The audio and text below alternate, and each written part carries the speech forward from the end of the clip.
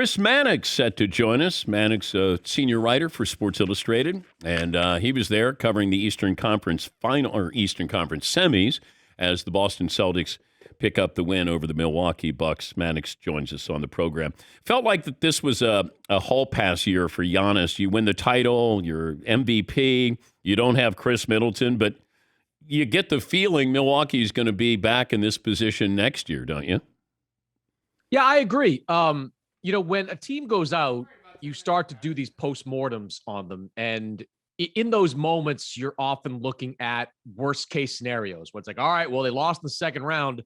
What's the significant change that needs to be made to get them to a championship level? Even with Phoenix, they're still good themselves, but you start talking about Chris Paul being 37 and looking like a 37-year-old over the last week or so. DeAndre Ayton's contract, the expensiveness of that team. Will Robert Sarver pay the luxury tax?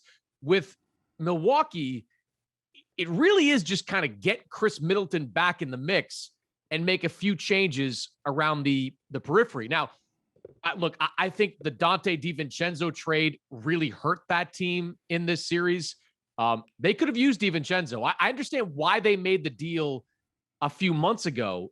They made the deal to get Serge Ibaka because they didn't know the health status of Brook Lopez at that time. So you had to have an insurance policy in the middle for the playoffs, and Ibaka nominally had enough playoff experience to get you there. But as I watch Game 7, and I'm watching Grayson Allen struggle, Wesley Matthews struggle, those two guys 1 for 11 in Game 7, I'm thinking Dante DiVincenzo would have been pretty valuable in one of those roles. So you need someone like that and some help on that bench if you're Milwaukee. But you plug Chris Middleton back onto that team, and you start next year as one of the top 5 favorites to win the NBA championship. So it's not, it's not, you obviously need some things to go right to win titles, but this Bucks team, if they bring this group back whole, you can make an argument they're right there at the top of the NBA. Are the Suns frauds?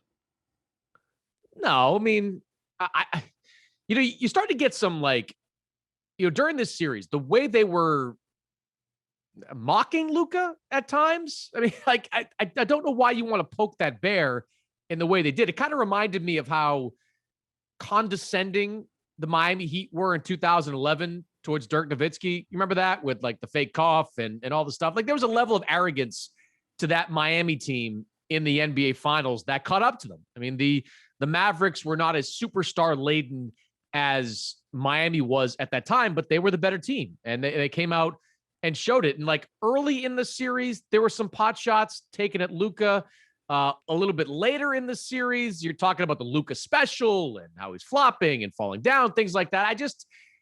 It felt a little over the top, especially for a team that hadn't won anything, that had gotten to the finals last year and lost to the Bucks in 6 games. So yeah, there's that part of it. But frauds, no. I just, as I wrap this series up, Dan, I go into the offseason wondering what Chris Paul has left in the tank at this point. I mean, games 1 and 2, look at the numbers. Games 1 and 2, he was excellent, 24 points per game, something like that. You go to game 3, which not coincidentally is when he turned 37 years old. And from game 3 on, he was bad. He was averaging, I think, under 10 points per game in that stretch. In the last 2 games, he was awful. So it's almost like, he turns 37, he got old, literally overnight in that game. So I go into next season wondering, did we just see kind of a change in Chris Paul? Is he going to be able to be the player he was during this season? Or do we now have to accept that Chris Paul is, while still a high-level guy, maybe going to be something of a diminished version of his former self moving forward? Yeah, he turns 37. Luka just turned 23 in February. He's doing things that you're not supposed to do this. He's not. But don't you? Speaking of vibes off teams, look, the Mavericks are good. The Spencer Dinwiddie trade was great for them. Jalen Brunson is excellent, but don't you get kind of some 06 Cavaliers, or was it 07, the team that LeBron kind of strapped to his back and took to the finals that year? That team had some good players. Larry Hughes was good. Eric Snow was good, but there was no There was no stars on that team. Like, don't you get a little bit of that with this Dallas team? Like, there are good players, and those players showed up in Game 7. Phoenix's role players did nothing. Dallas's role players did everything. But, Luka outscored the Suns in the first half of that game by himself. Like, how often do you see that? I mean, this to me feels a lot like that LeBron year where he just took the Cavs into the finals with a bunch of guys that were good, but nowhere near, championship level. Talking to Chris Mannix, Sports Illustrated senior writer. If you were going to describe Luka to somebody who hadn't seen him, what words would you use? Larry Bird, but a better ball handler. I mean, he makes the kind of shots that Bird made, and I grew up watching Larry. Turnarounds, fadeaways, effortless three-pointers. He can just do more with the ball, I think, than Larry Bird could have done in his best days. That's pretty much it. He's Bird with better ball handling skills. I couldn't help but think of the Boston Celtics as I'm watching them demolish the Bucks, that Brad Stevens decided not to coach and went into the front office. Like, when you think back, that's shocking because it wasn't like he was old. I don't think health was playing an issue. He went into the front office. It was one of those, oh, by the way, moves where you look back and go, that's right. He used to coach this team. This team would not be in this position if Brad Stevens was still the head coach. And I say that as a person who, back when Brad Stevens decided to step down and then step up into the front office, I was pretty critical of it.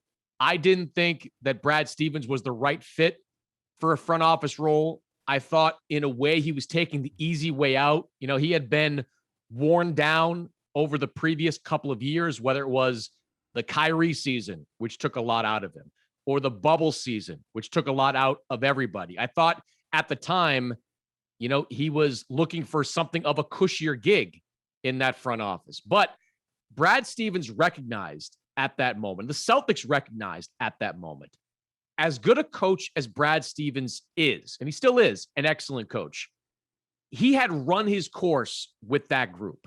His coaching was no longer resonating with that group, and they needed a coach who was effectively the anti-Brad Stevens. That's what Ime Udoka is.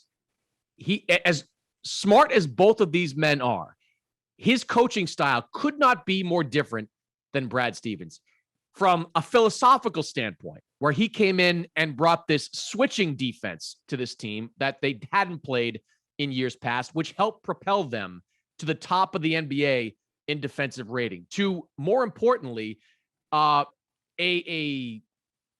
sterner voice, someone that was willing to give this team a public whipping after bad losses in the first part of the season. Ime Udoka, one of the big reasons he was number 2 on my Coach of the Year ballot was because people looked at the first 2 months of the season as being bad. I looked at them as being great coaching. Ime Udoka spent those first 2 months breaking the Celtics of so many bad habits. They had atrophied over the last year or so under Brad Stevens. So Ime Udoka had to break them of that habits to get them in the position in January where they started to turn things around. And the second half of the season where they were a top 3 team in the entire NBA. So as much as I like Brad Stevens as a coach, and I believe he will be a coach again someday, and he will be highly successful as a coach someday, this team needed the voice and the coaching of Ime Udoka to get to where they are right now. The Lakers still need a coach. What are they waiting for? Are you available? No. I told him I'm not. You're not? No, I'm not. Who were they waiting for? I don't know if they're waiting for one specific person. I don't know the answer to that. I do know they are not, from talking to coaching agents, they are not operating with any sense of urgency. They don't seem to believe that they need to hire someone in the next couple of days, couple of weeks. There's no real timetable from what I've been able to gather about when the Lakers want to hire a coach. And I got to give them credit, Chris, for their consistency because they didn't play with any urgency last year during the season. So Correct. Why have urgency trying to find a head coach? Well, you'd think too, the Lakers, like we know the Lakers draft situation. It's not great, but you're going into the NBA draft combine this week in Chicago. I mean, you theoretically want to have your head coach in place at that point to start thinking about kind of what you want to do with that roster. I don't know yet what the future of Quinn Snyder is. There seems to be, I mean, he hasn't been fired, so he's still there. Doc Rivers is going to be back. Perhaps the Lakers are waiting to see how that shook out in Philadelphia, but Daryl Morey this week said Doc Rivers would be back as head coach. Maybe they're waiting to see how some of these dominoes fall with some of the more experienced coaches before they make their pick. But all I can tell you, Dan, is that coaches that are interviewing with the Lakers are not getting the sense there's any urgency to fill that position. Great to talk to you again, Chris. Thanks for joining us. You got it, Dan.